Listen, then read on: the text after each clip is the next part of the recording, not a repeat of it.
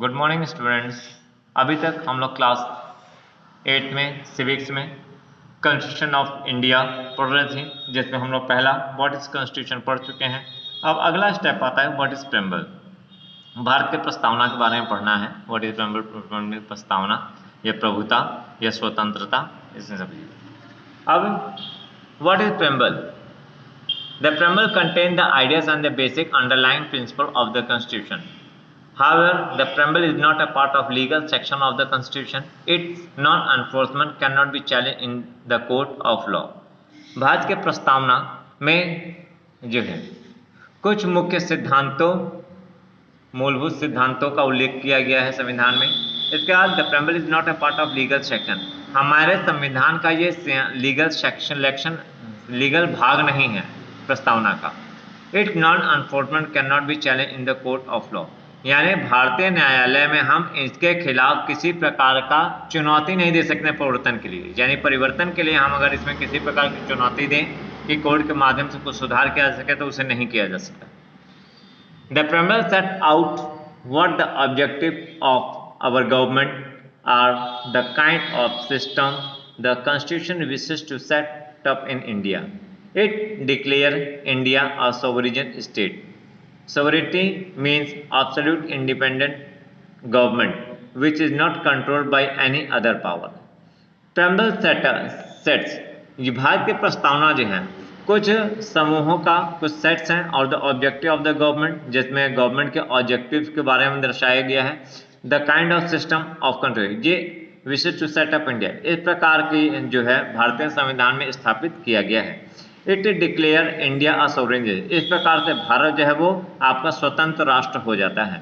Sovereignty यानी स्वतंत्रता प्रभुता की बात करते हैं का अर्थ होता है एब्सोल्यूट इंडिपेंडेंट, पूर्ण रूप से स्वतंत्र, which is not control by any other, यानी किसी और शक्ति के द्वारा वो क्या होगा, कंट्रोल नहीं किया जाएगा। ये आपका पब्लिक के द्वारा कंट्रोल किया जाता है। When India was under the British rule, जब भारत आपका ब्रिटिश शासन के अंतर्गत था, ब्रिटिश शासन के कंट्रोल में था, it could not be called a sovereign country, तब वो क्या नाम था आपका, सोवरेन कंट्री नहीं थे, भारत स्वतंत्र राष्ट्र नहीं था। बिसाइड इसके बाद the constitution provide the democratic society of India, इसके बाद स्वतंत्र संविधान को उपलब्ध कराया गया स्वतंत्र राष्ट्र यानी डेमोक्रेटिक कंट्री, लोकतांत्रिक राष्ट्र ऑफ इंडिया, भारत को लोकतांत्रिक राष्ट्र का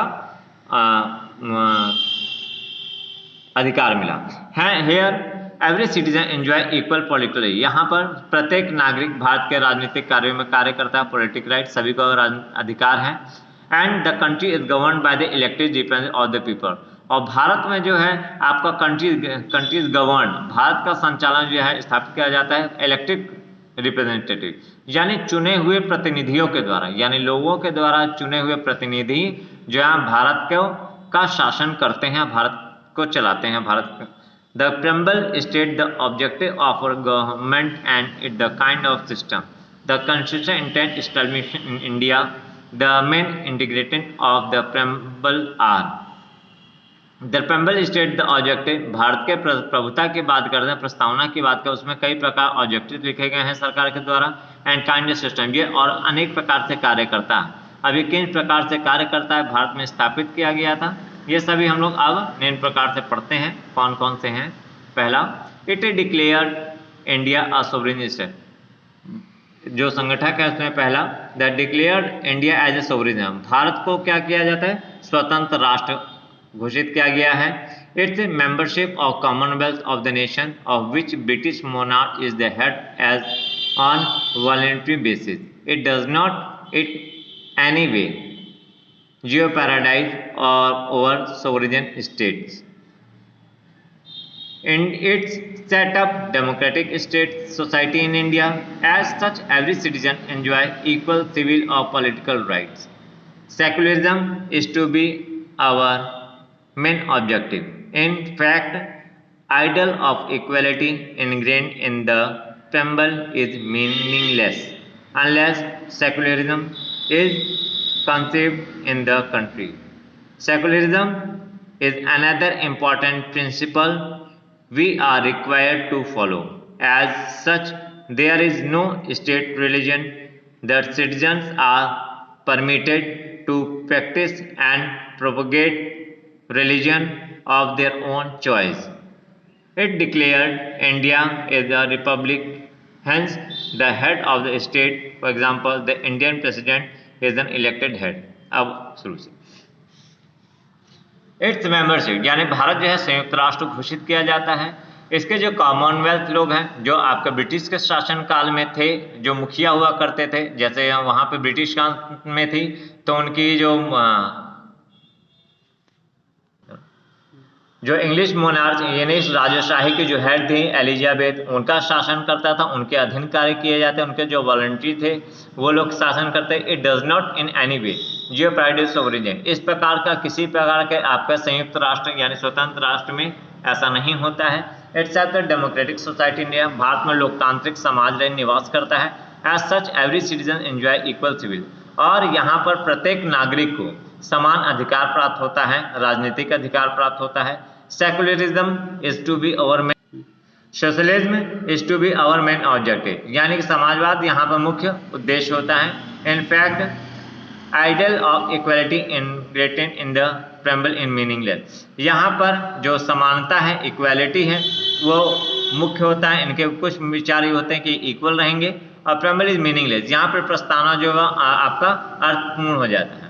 unless socialism is concept in the country, इस प्रकार से जब आप पूरे देश में आपको सोशलिज्म दिखाई नहीं देता।